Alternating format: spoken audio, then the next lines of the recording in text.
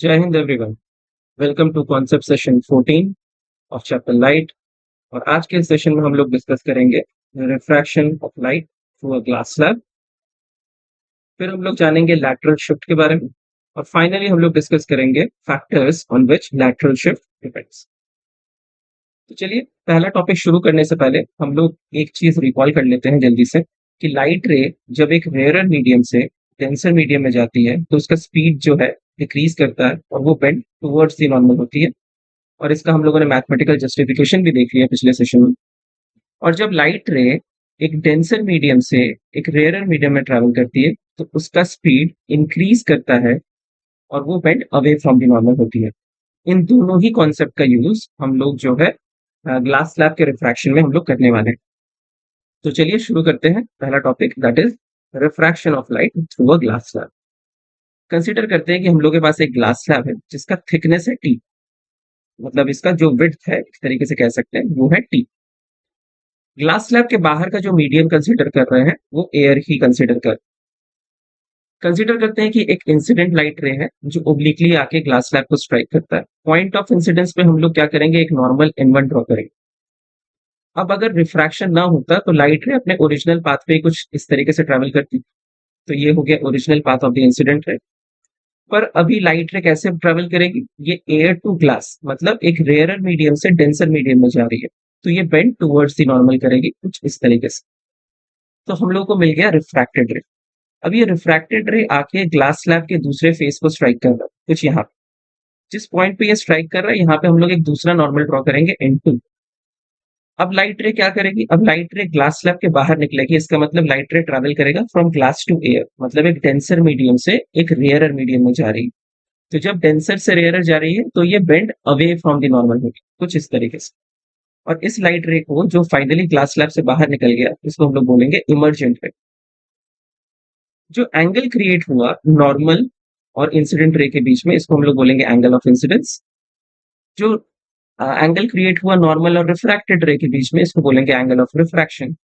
और अगर आप लोग ध्यान से देखें, ऑब्जर्व करें तो N1 और N2 दोनों नॉर्मल ही एक दूसरे के पैरेलल है। तो अगर ऑल्टरनेट एंगल का कॉन्सेप्ट लगा है तो हम लोगों को क्या मिलेगा, ये जो रिफ्रैक्टेड रे और नॉर्मल N2 के बीच में जो एंगल बन रहा है ये भी आर ही होगा।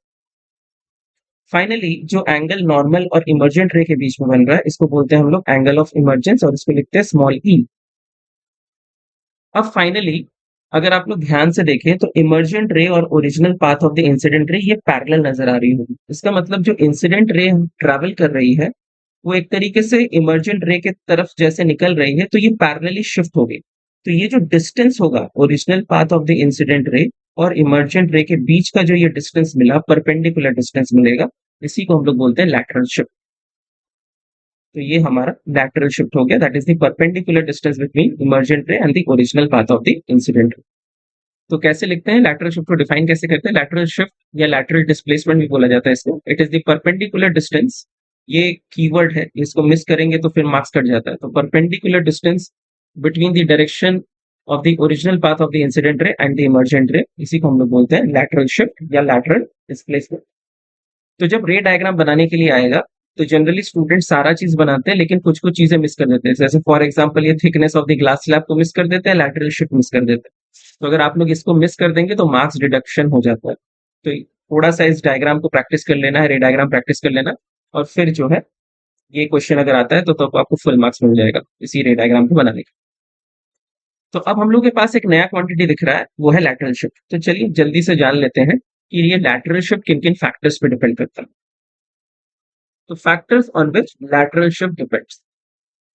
तो यहाँ पे जैसे ही ये हम लोगों ने रे डायग्राम ड्रॉ कर लिया तो इनका फैक्टर्स अब देख लेते हैं कि ये जो लैटरल शिफ्ट या लैटरल डिस्प्लेसमेंट है किसके किसके ऊपर डिपेंड करता है। तो लैटरल शिफ्ट, लैटरल डिस्प्लेसमेंट जो है डायरेक्टली प्रोपोर्शनल होता है, is directly proportional to thickness of the glass slab. ये जो ग्लास स्लैब की थिकनेस पे डायरेक्टली प्रोपोर्शनल है, मतलब thickness of the glass slab को इंक्रीज करेंगे तो लैटरल शिफ्ट भी बढ़ता चला जाएगा। इसका क्या मतलब हुआ, इसको अगर थोड़ा सा समझे कि मान लेते हैं कि मेरा thickness of the glass slab कम है, मान लेते हैं ग्लास स्लैब इतना ही थिक है, तो मेरा रिफ्रैक्शन यहां से लेके यहां तक ही हुआ और इमर्जेंट रे फाइनली यहीं से निकल जाएगी पैरेलल टू ओरिजिनल। तो आप लोगों को दिख रहा है कि जैसे ही मैंने थिकनेस को डिक्रीज किया ग्लास स्लैब का, तो लैटरल शिफ्ट भी कम हो गई। तो जैसे-जैसे thickness of the glass slab को इंक्रीज करेंगे, तो रिफ्रैक्टेड रे ग्लास स्लैब के अंदर ज़्यादा ट्रैवल करेगी और original path of the incident रे और इमर्जेंट रे के बीच का डिस्टेंस हमको ये ज़्यादा मिलता चला जाएगा। तो इसीलिए thickness of the glass slab पे ये जो क्वांटिटी होती है लैटरल शिफ्ट, ये डायरेक्टली प्रोपोर्शनल होती है। चलिए, ये तो हो गया पहला फैक्टर। चलते हैं दूसरे फैक्टर। सेकंड फैक्टर क्या बोल रहा है? Directly proportional to angle of incidence. Directly proportional है एंगल ऑफ इंसिडेंस। तो एंगल ऑफ इंसिडेंस इसको अगर ज्यादा करेंगे तो मेरा जो इंसिडेंट रे मान लेते हैं कुछ इस तरीके से आएगी। तो अगर इंसिडेंस रे इस तरीके से आ रही है तो मेरा original path of the incident रे अगर मैं ड्रॉ करूंगा तो वो भी बढ़ जाएगा। और फाइनली ये लाइट रे जब बेंड करके इमर्जेंट के हिसाब से निकलेगी, तो ये जो डिस्टेंस मिलेगा दोनों के बीच में इमर्जेंट रे और original path of the incident रे पे, ये क्या होगी, ये ज्यादा हो जाएगी। तो जैसे ही एंगल ऑफ इंसिडेंस बढ़ाते हैं तो original path of the incident रे भी उस एंगल से शिफ्ट करेगी। तो वो फाइनली जो लैटरल डिस्प्लेसमेंट या लैटरल शिफ्ट है वो इंक्रीज कर जाती है। तो ये हम लोगों का सेकंड फैक्टर होगा। चलते हैं थर्ड फैक्टर की। थर्ड फैक्टर क्या बोल रहा है? It is directly proportional to the refractive index. Directly proportional है रिफ्रैक्टिव इंडेक्स के ऊपर। अच्छा, रिफ्रैक्टिव इंडेक्स ज्यादा होगा तो क्या होगा? बेंडिंग ज्यादा होगी। तो अगर रिफ्रैक्टिव इंडेक्स ज्यादा है तो लाइट रे ज्यादा बेंड कर जाएगी कुछ इस तरीके से। और इमर्जेंट रे यहां से फिर जब फर्दर बेंड करेगी और पैरेलल हो जाएगी, तो मुझको क्या दिख रहा है? देखिए, ये डिस्प्लेसमेंट ज्यादा हो गई। तो रिफ्रैक्टिव इंडेक्स ज्यादा तो बेंडिंग ज्यादा। बेंडिंग ज्यादा होने का मतलब इमर्जेंट रे और original path of the incident रे के बीच का ये डिस्प्लेसमेंट फिर से वापस से बढ़ जाएगा। तो इसीलिए रिफ्रैक्टिव इंडेक्स भी बढ़ाएंगे तो मेरा लैटरल शिफ्ट भी बढ़ेगा, तो डायरेक्टली प्रोपोर्शनल होगा। चलते हैं फाइनल फैक्टर पे। Fourth factor. फाइनल फैक्टर क्या बोल रहा है? ये देखिए, inversely proportional. Inversely proportional to wavelength of the incident ray. अब इसका क्या मतलब है? पिछले सेशन में हम लोगों ने डिस्कस किया था, या सेशन नंबर मुझको याद नहीं, हम लोगों ने वेवलेंथ के ऊपर डिपेंडेंस का डिस्कस किया है कि वेवलेंथ जब ज्यादा होती है, जैसे रेड कलर का वेवलेंथ ज्यादा होता है तो वो कम बेंड करेगी, और वॉयलेट कलर होगा तो वो ज्यादा बेंड करेगी। मतलब वेवलेंथ ज्यादा होती है तो बेंडिंग कम होती है। तो रेड कलर अगर आएगा तो वो कम बेंड करेगा, और वॉयलेट कलर का अगर कोई लाइट होगी तो वो ज्यादा बेंड करेगी। तो वेवलेंथ कम तो बेंडिंग ज्यादा और लैटरल शिफ्ट ज्यादा। तो मतलब वेवलेंथ से इनवर्सली प्रोपोर्शनल। वेवलेंथ कम हो रहा है तो बेंडिंग ज्यादा हो रही है, तो लैटरल शिफ्ट ज्यादा हो रहा है। तो वेवलेंथ अगर मेरा कम होगा तो बेंडिंग होगी ज्यादा, बेंडिंग ज्यादा होगी तो लैटरल शिफ्ट ज्यादा होगा। तो इसीलिए वेवलेंथ पे इनवर्सली प्रोपोर्शनल होता है।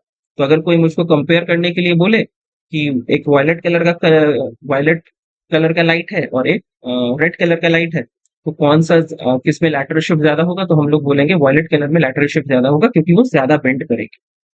तो ये ओवरऑल हम लोगों के चार फैक्टर्स हो गए जिसके ऊपर लैटरल शिफ्ट डिपेंड कर रहा है।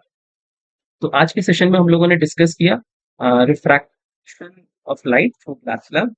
उसके बाद हम लोगों ने देखा लैटरल शिफ्ट क्या होता है, और फिर हम लोगों ने देखा कि फैक्टर्स क्या क्या है जिसके ऊपर लैटरल शिफ्ट डिपेंड करता है। तो इसी के साथ इस सेशन को क्लोज करते हैं। मिलेंगे आप सभी से नेक्स्ट सेशन में। Till then, goodbye and जय हिंद।